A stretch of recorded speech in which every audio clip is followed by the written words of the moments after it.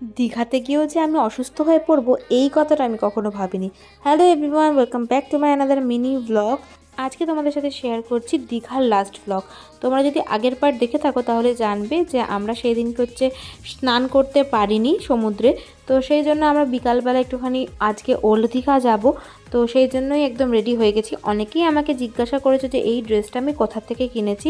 এটা কোনো অনলাইন থেকে আমি কিনিনি, এটা ভিমার্ট থেকে নিয়েছিলাম। আর অবশ্যই টুপিটা আমি বিকালে পরিনি, জাস্ট ওটা নর্মালি একটা পিকচার নেব বলে আমি জাস্ট ওটা পরেছিলাম।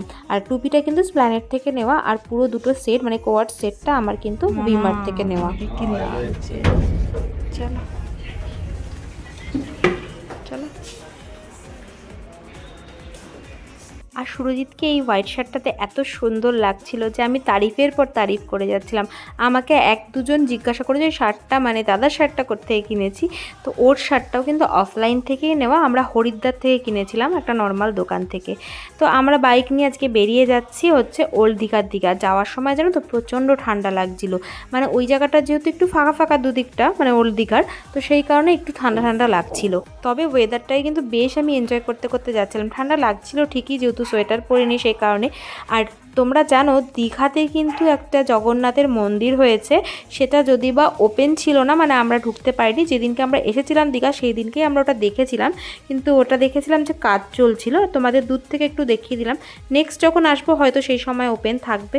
তো ভীষণ বড় করেছে মন্দিরটা। আর সবার ফার্স্টে গিয়েই আমরা পাপড়ি চাট খেয়েছিলাম, কারণ দীঘার পাপড়ি চাট আমাদের বেশ ভালো লেগেছে, মানে কোয়ালিটি কোয়ান্টিটি দুটোই খুব সুন্দর। আর দেখো জলটা কোথায় রয়েছে, এত দূরে মানে জলটা। তো আমরা আজকে আর নিচে নামিনি, কারণ পায়ে কাদা হয়ে যাবে। আর দুজনেই যেহেতু একটু হালকা কালারের আমরা শার্ট পরেছিলাম, নোংরা হয়ে যাবে সেটা আমরা চাইনি। তো তারপর আমরা গেছিলাম একটু ফুচকার দোকানে ফুচকা খেতে। আর এখানে দেখো দুখানা ব্যাগের ছোটো ছোটো স্টল বসিয়েছিল, এত সুন্দর সুন্দর বহিমিয়ান টাইপের ব্যাগ পাওয়া যাচ্ছিলো। ওখান থেকে আমি একটা ব্যাগ নিয়ে এসেছিলাম মায়ের জন্য। তো আজকে ঠিক করেছিলাম যেহেতু মাছ খাবো সে কারণে আমরা চলে এসেছি। আর দীঘাতে একটা জিনিস দেখলাম, ওল্ড দীঘাতে আগের বার যখন এসেছিলাম প্রচুর মাছের দোকান দেখেছিলাম, বাট এবারে আর দেখতেই পাচ্ছি না। সাইডে যেগুলো বসতো সব কিছু কিন্তু উঠিয়ে দিয়েছে, একটাও কিন্তু ওখানে ছোট ছোট যে মাছের দোকানগুলো থাকতো সেগুলো কিন্তু আর নেই। নর্মাল ধরো তুমি খুব বেশি হলে হয়তো এক দুটো পাবে। তারপর ওখান থেকে আমরা পমফ্রেট ভেটকি এগুলো নিয়েছিলাম। আর সুরজিৎ আমাকে বলছে তাহলে অক্টোপাস খাবে, আমি জোশে বলে দিচ্ছি হ্যাঁ খাবো। সেটা নিয়েছিলাম, সেটা খেয়েই হয়েছে গন্ডগোল। মানে আমি বাড়িতে এসে রাত্রি 3টের সময় প্রচুর বমি করি, অসুস্থ হয়ে যাই পুরো। অ্যাকচুয়ালি আমি অক্টোপাসটা নিয়েছিলাম ঠিকই, একটা বাইট খেয়েই আমি পুরো গোটাটাই ফেলে দিয়েছি। না সুরজিৎ খেতে পেরেছে না আমি খেতে পেরেছি। তারপর থেকে প্রতিজ্ঞা করেছি কোনো দিন আর অক্টোপাস খাবো না। আর এটা তোমরা যখন দেখছো এটা ডিনারে আমরা ভেবেছিলাম ওয়াও মোমোতে বার্গার খাবো, মানে আমি না সুরজিৎ ভেবেছিল, বাট বার্গার এখন অ্যাভেলেবেল ছিল না।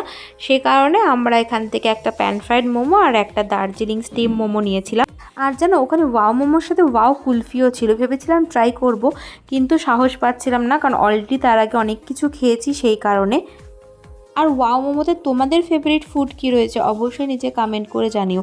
আমার কিন্তু স্টিম মোমোর মধ্যে যদি বলো তাহলে দার্জিলিং স্টিম মোমোটা খুবই ভালো লাগে। আর তার সাথে ভালো লাগে ওখানকার প্যান ফ্রাইড, যেটা সেজওয়ান সসে টস করা থাকে। সুরজিতেরও কিন্তু ভীষণই পছন্দ ওইটা।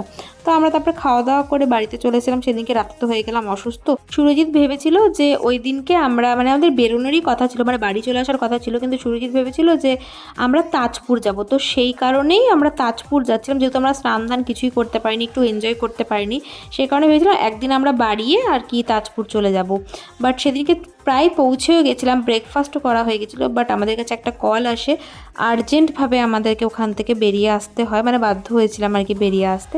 তাজপুর যাওয়াটা আর হলো না আমাদের, তবে নেক্সট টাইম কিন্তু অবশ্যই যাব। দেখা হচ্ছে নেক্সট ভিডিওতে। সবাই খুব ভালো থেকো, টাটা।